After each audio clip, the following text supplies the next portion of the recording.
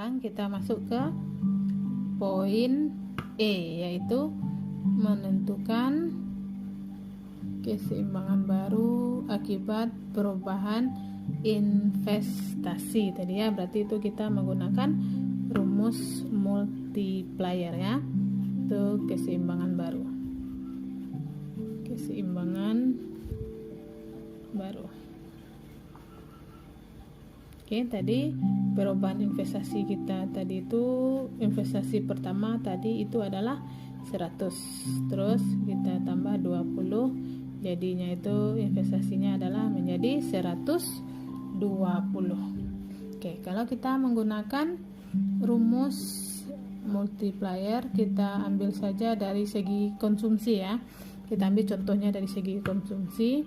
Rumusnya itu adalah perubahan Y atau delta Y sama dengan 1 dibagi, ini pakai rumus multiplier ya, 1 dikurang MPC dikali dengan perubahan I ya. Perubahan I berarti tadi awalnya I nya itu 100, sekarang tambah 20 jadi 100, berarti yang perubahan I itu adalah 20 ini.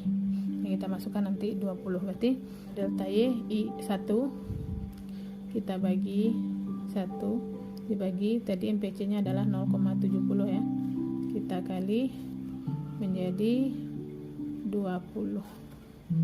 Jadi hasilnya berapa? 1 dibagi 0,30 kita kali dengan 20, hasilnya 1 bagi 30, 0,30 itu dapatnya 3,33 kali 20 ya. Perubahan investasi dapatnya 66,67.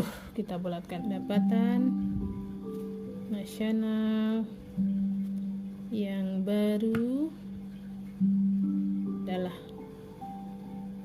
nah kita misalkan yang baru itu Y1 ya, maka Y awal tadi itu kita tambah dengan perubahan Y yang ini, maka dapatlah Y awal tadi dapatnya 600 ditambah perubahan ini adalah 66,67, maka Y baru itu menjadi 666,67 ya. Jadi artinya adalah akibat pertambahan dari investasi itu sebanyak 20, yang tadinya 100 ditambah 20 menjadi 120, maka mengakibatkan pendapatan nasional juga bertambah sebanyak 66,67. Maka dengan investasi sebanyak 120, pendapatan nasionalnya menjadi 666,67 ya. Kalau ini kan kita tidak memberikan nilai sini ya. Kalau dia dalam triliun maka kita buat triliun, kalau dia miliar maka kita buat miliar gitu kan.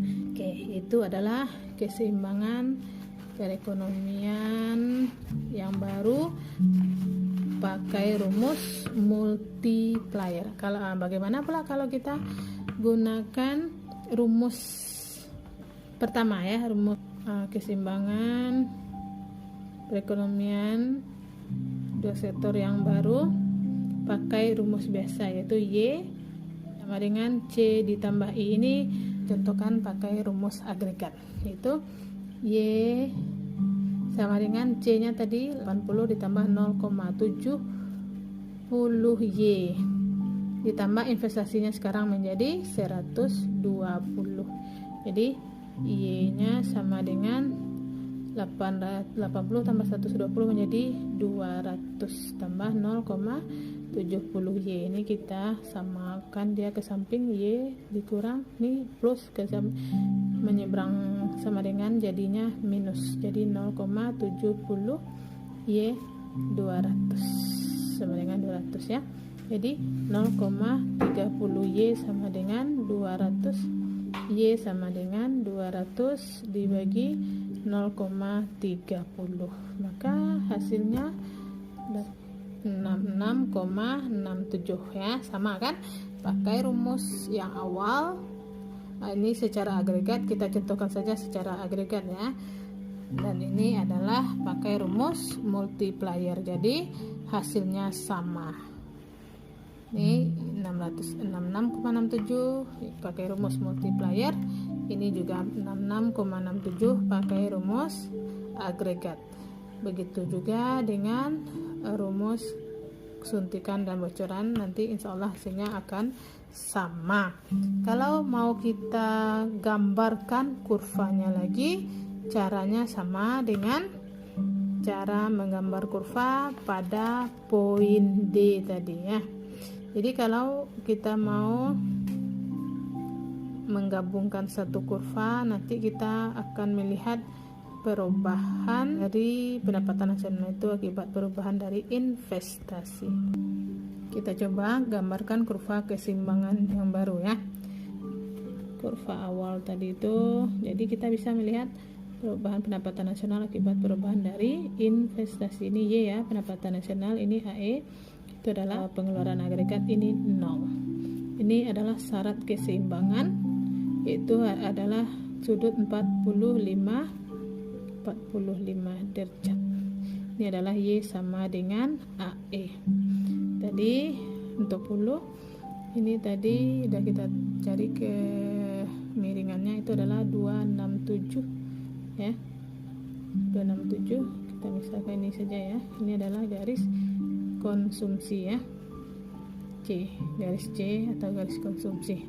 Terus lagi tadi ini itu adalah 100, jadi ini menjadi 180 ini ya. Oke, ini jadi 180.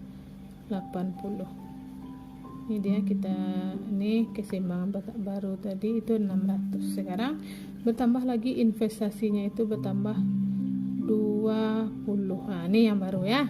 Jadi kita yang baru ini 20, ini dia berarti 180 tambah 20 menjadi 200. Nah, ini dia. Kalau kita gambar ini dulu boleh, kita gambar yang ini dulu juga boleh, terserah. Yang penting yang mana yang lebih mudah saja. Berarti 666,67 ini dia ya, keseimbangan baru. Ini adalah E pertama, ini adalah E kedua ya, atau keseimbangan baru dari akibat pertambahan investasi. Di sini kita lihat tadi investasi awalnya 100, pendapatan nasionalnya adalah 600, sedangkan kita tambah lagi investasinya menjadi 20, maka keseimbangannya menjadi 666,67. Oke guys, jadi dianggap saudara sudah bisa menyelesaikan contoh soal 1 dan contoh soal 2 pada materi keseimbangan perekonomian 2 sektor. Good luck.